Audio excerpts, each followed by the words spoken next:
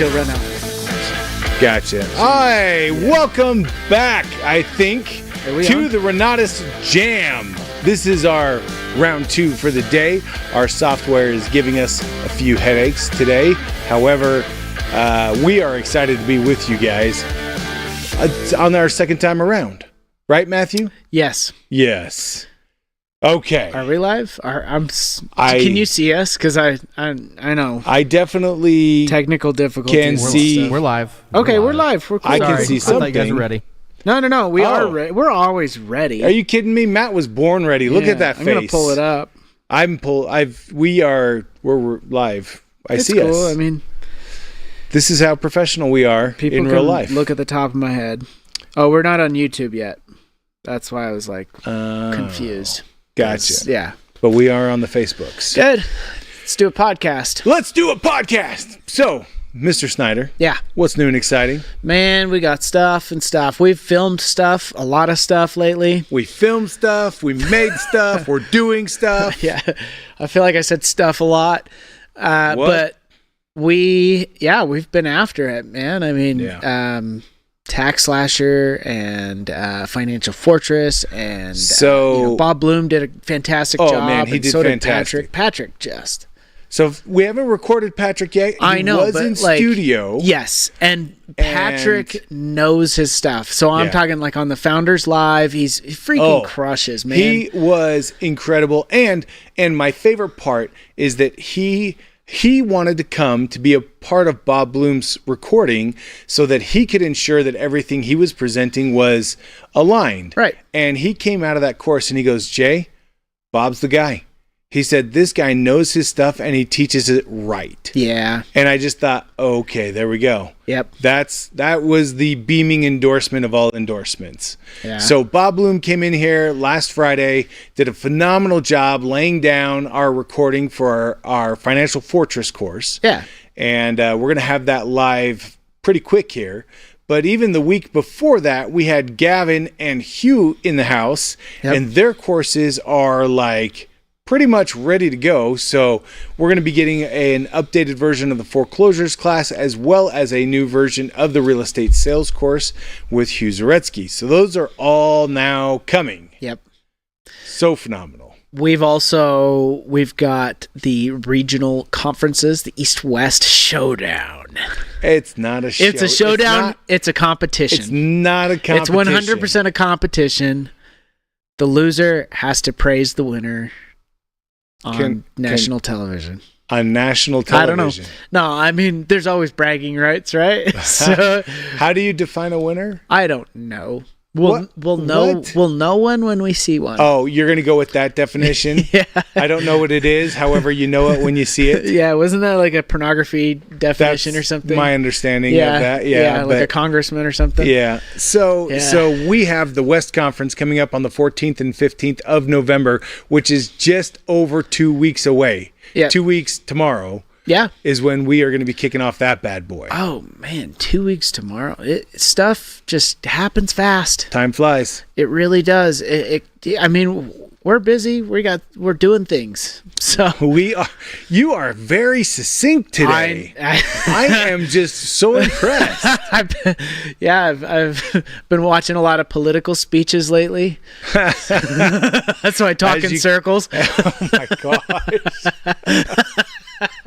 Oh, that's why his vocabulary is so good. Yeah. So, we have the West Conference coming up on the 14th and 15th of November. We have the East Conference coming up on the 22nd and 23rd. Now, the West Conference is being hosted in the actual studio, right here, right where we're sitting. We're all going to be right over here. The East Conference is going to be hosted in the new 3030 in Chicago, and both of them are going to be incredible. I know that Bob's going to be at both, Woody's going to be at both. Several of the PAC members are traveling between the two. The thing that I think is important is the invitation, which is that everybody come and everybody bring their guests. I think that's where you're going to see the rubber meet the road, is not only in being there, but don't show up alone and make sure you harness the full power of the event. What a mistake it is to show up alone to something like that. And you realize that the problem is that when you realize it is a mistake, it's too late. Yep. Yeah. Yeah. So that is coming up just in 2 weeks. That is crazy to think that's only 2 weeks out. I know. I feel the same way. A couple of other things that are coming up between then and now is, first, we're going to have Cosimo Intermite coming out on the Founders Live on this coming Monday, the 4th. Yep. And he's going to be sharing a whole new perspective on information overload and how inefficient, ineffective overload can be. So he's going to give you tips and tricks on how to manage that, mitigate it, and properly use a method to allow you to ingest the information to make it actually useful to you. Huh.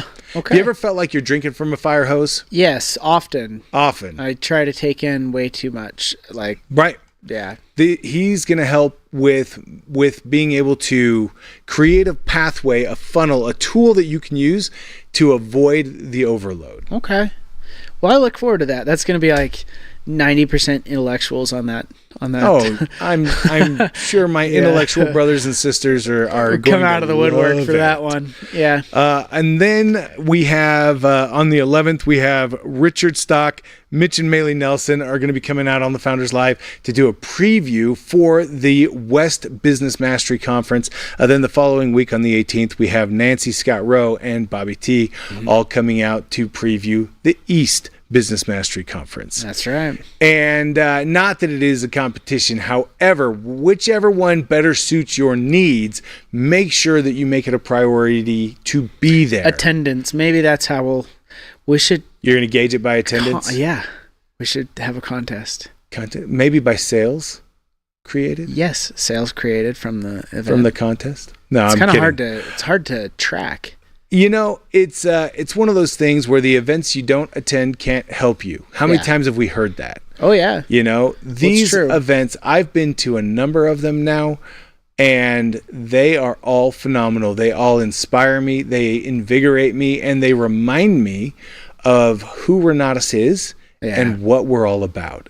You know, there's opportunity for a community of like-minded individuals to get together, to be able to set goals, to be able to learn and understand tools, to be able to celebrate and recognize one another, to be able to then learn the very best information from the very best instructors. I mean, it is a smorgasbord of opportunity for anyone who is serious about building and growing their business. Yes, if you're serious, you'll be there and you'll bring people. Yeah. Come and don't come alone. Yep. Right on. So that's the East-West Conference. It's also the Founders Lives that are coming up. And then we have an opportunity inside of Saladio that I would be absolutely remiss if I did not introduce to everybody. And that is that we have Patrick Munson coming live in the studio on the 22nd. Now, for those of you that are attending the East Business Mastery Conference, this one won't be for you. But for everybody else, and especially for those individuals that are within driving distance of the studio, not only do we want everybody who owns the Digital Business Mastery and the Financial Mastery courses to be in studio with us, but Bob Snyder is actually opening up the invitation that all IBOs are welcome to attend the live recording broadcast if they bring a guest with them. So they have to bring a guest with them, but if they do, then they are invited to join us live in studio. That's cool. Yeah. Okay. That one's going to be a lot of fun. Yeah, well, he's fantastic at what he does. He's very knowledgeable, which is for me probably the most important piece, you know. But on top of being knowledgeable, he's a great presenter. He's really funny. He's awesome. Yeah, he is awesome. I look forward to it because he's got a passion for this stuff, you know, which is hard to find. It's interesting. It's super interesting to find somebody who's passionate about something as boring as taxes. Boring. But he really helps to highlight. Puts IRS agents to sleep. That's how boring taxes are. What? I don't know. That. Imagine being an IRS agent, how hard it would be to review other people's taxes all day and try and stay awake. Oh my gosh. Boring. You are so funny. I'm just kidding. Here's the deal. Oh man, I totally lost my train of thought. Totally. I'm sorry. You left-turned me so hard. I am backwards now on the track. Can't believe it. Sometimes, stuff makes it past the filter and it gets out there. So, the one thing about what the information that Patrick shares is that it is the single biggest expense in our lives. It is. And so while, numbers may not be the most inspiring thing to any of us, being able to pay our correct share to the government as opposed to overpaying the government. What gets really exciting, because I've had this happen, where you think that you owe a lot more than you actually do. Yeah. And you learn a lot of this stuff and you go through it and you're like, holy crap. I had a tax guy that originally came back at a number and I was like, that sounds really high, So we took it to another tax guy and he came back in at a much lower, and it's not like I was, you know what I mean? Like he pointed out why this tax guy thought it and was wrong. Gotcha. Anyways, that makes taxes exciting. Yeah. I like it. So that's coming up on the 22nd. I would be also remiss if I didn't just put this one out there on the 7th of December. Regardless of where you are in the country, attend the Saladio Accelerations Lab. That is going to be an online event. You're also welcome to join us live in studio. We're going to have, I think, 7 different Saladio instructors available for that. Yeah. And this one is going to be awesome. Heck yeah. It's going to be way, way, way cool. So be there with us for the Saladio Accelerations Lab. On December 7th. Yeah. All right. Now, last week, you and I watched a couple of videos together. Uh-huh. And I thought it was pretty cool for us to discuss and take a look at things. You have provided a couple more videos this week. Yeah. For us to take a quick found look a couple more that I thought it'd be interesting to talk about and just react to. So okay, let's pull those up. All right. Are they gonna come up on these screens, or are we gonna? I'm not sure. I think I can see it, and I think you'll be able to hear it in your headphones. Yeah. But here we go. So the very first one here is Mark Cuban. It looks like. Yeah. And I'm not sure what he's going to be talking about. So here we go. All right. Got a loan, you're a moron. There's so many uncertainties involved with starting a business, yet the one certainty that you'll have to have is paying back your loan.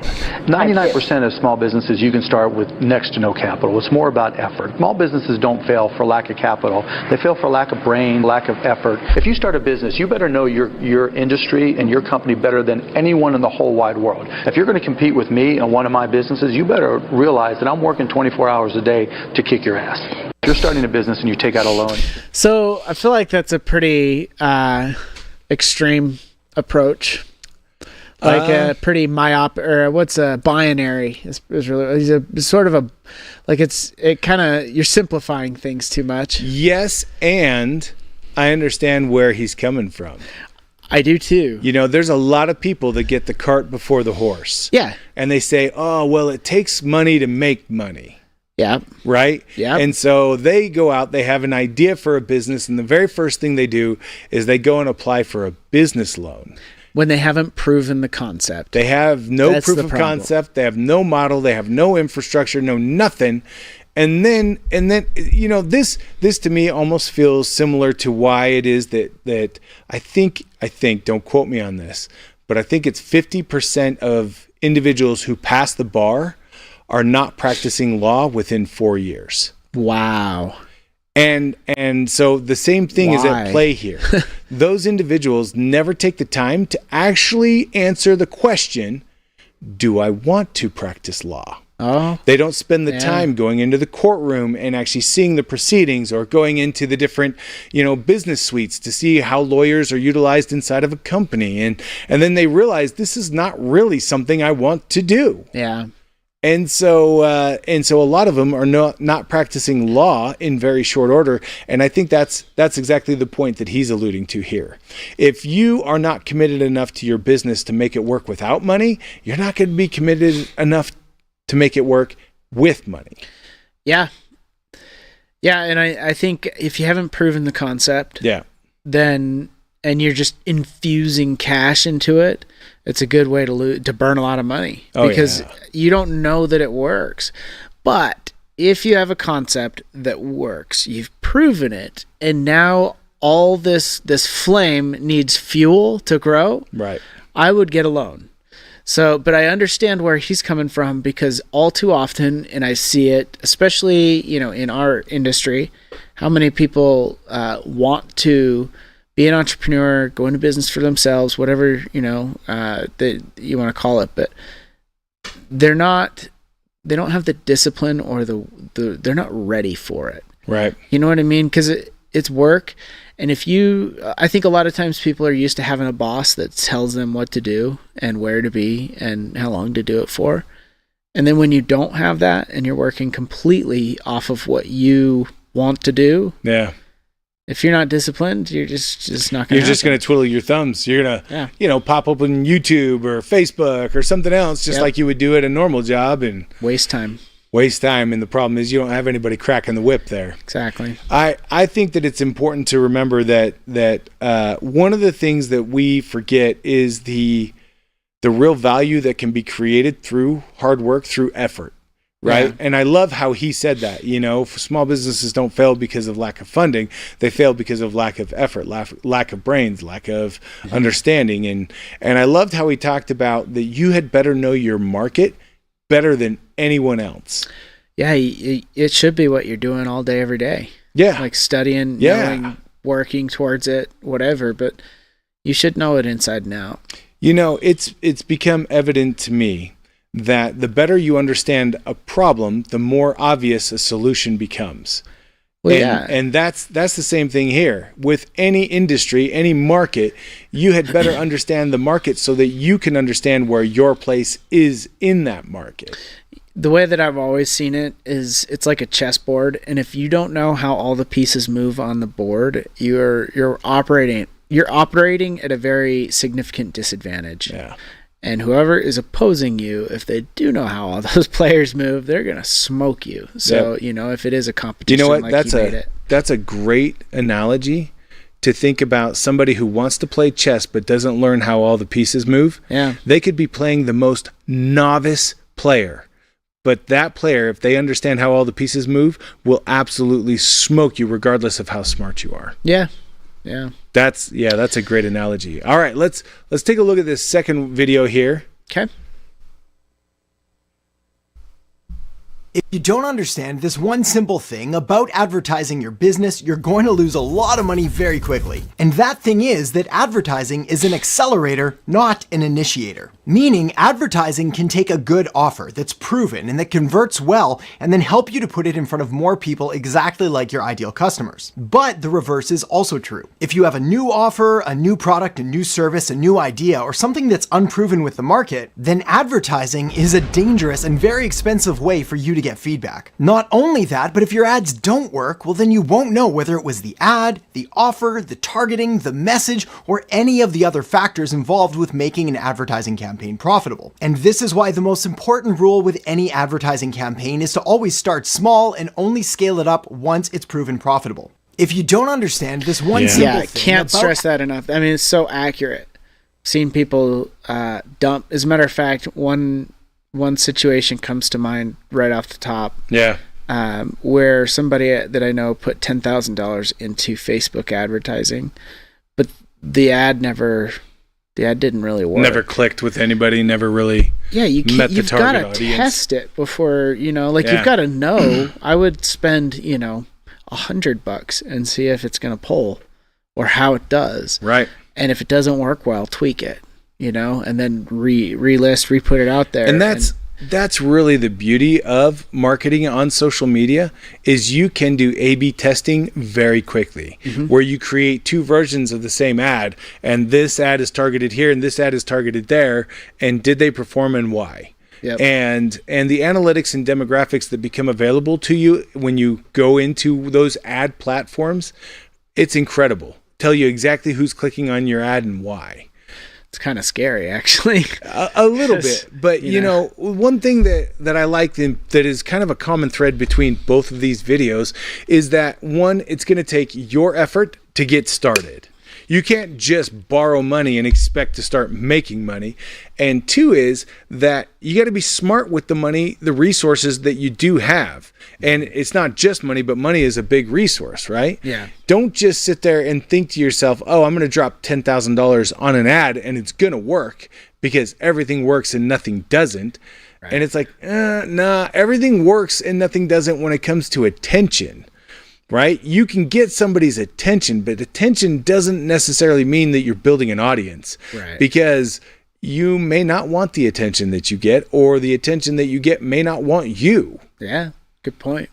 It's like driving down the highway and you see an accident. Everybody looks at the accident. Yeah. That's the reason why everything bottlenecks. You slow down, and nobody wants that accident. Gripe of mine. What's that? It's a gripe of mine when you're stuck in traffic forever and you get like 10 minutes of sitting, only to realize the accident's on the other side of the road, and everybody's just like, "What's over there?" Yeah. Yeah, that one's difficult for me as well. And then traffic goes from 0 to 70 miles an hour just like that. Yeah. Yeah. We've all experienced it. But it's one of those things where it's like, yeah, you got to be smart. If you're going to start a business, if you're going to grow a business, if you're going to own a business, then you need to start small. You need to start by literally doing all the things. You know, a lot of us are really, we live in an environment, we live in a landscape where everybody wants everything done for you, right? Let me just pay for this tool, have it do all the things so I don't have to do anything. And when you first get started in a business, that's not how it works. You got to do everything. Yep. You got to learn how to do all the books. You got to learn how to be the boss. You got to learn how to answer the phone. You got to learn how to take out the garbage. Oh yeah, you clean the toilet. You do it all. Yeah. And the reason why you do it all is because you're the only one who's there to do it. Yeah. But that's the kind of commitment that it takes to start a business. I think I said this a couple weeks ago. I wish that everybody in the United States of America at some point in their career had to take a year to build a business. Boy, how would that change perspectives? You know, it is so interesting when you are building a business and people don't see all of the work that goes into it, all the blood, sweat, and tears. They just see the results that are created from it, and they either applaud you for the results or they condemn you for the results, or they whatever, but nobody else but you can see everything that went into what you're creating. Yeah, it's the iceberg analogy. But I mean, that kind of applies, I think, to pretty much everything, where people don't realize, and I think that it's easy to be critical of like CEOs and certain individuals when they're at the top, and that was a dumb decision or whatever. And you don't know all the work and everything that they know to make that decision. And it's easy to just, I guess, armchair quarterback it, if you will, right? Hindsight is 20/20. Yeah, and it's easy to be critical of, they make X dollars, but they took the risk. Yeah, exactly. They took the risk. They put their name on the line. They built. They struggled. They were able to grind out what they needed to, but they were willing and still are. Yep. Man, those are great videos, Matthew. Thank you for sharing them. You bet. Yeah, that was awesome. We'll see if we can bring some more. And if anybody wants to send over clips, do that. We'll we'll take a look at them. If they're a fit for the podcast, we'll put them on. Yeah. So. Yep. Awesome. We are going to be off. The podcast is going to be off for a couple of weeks. Yep. But we should be back probably on the 20th would be my guess. Yeah. If that's a Wednesday. I think that's a Wednesday. I think you're right. That would be 21 days away. Yeah. Yes. We'll call that. That's a Wednesday. That should be a Wednesday. So we should be back on the 20th with you. But between now and then, never forget, the reason why Renatus rocks is because of the people who are associated with us, like Mr. Snyder, like Aaron Peterson, our head monkey button pusher in the back. I shouldn't call him that, Calling him. He's not just a button pusher. He's our head monkey video guy, head video monkey guy. Yeah. I've come to terms with it. Thank you. But just like Mr. Peterson and each and every one of you, thanks for being with us. We'll see you guys in a couple weeks. Renatus rocks.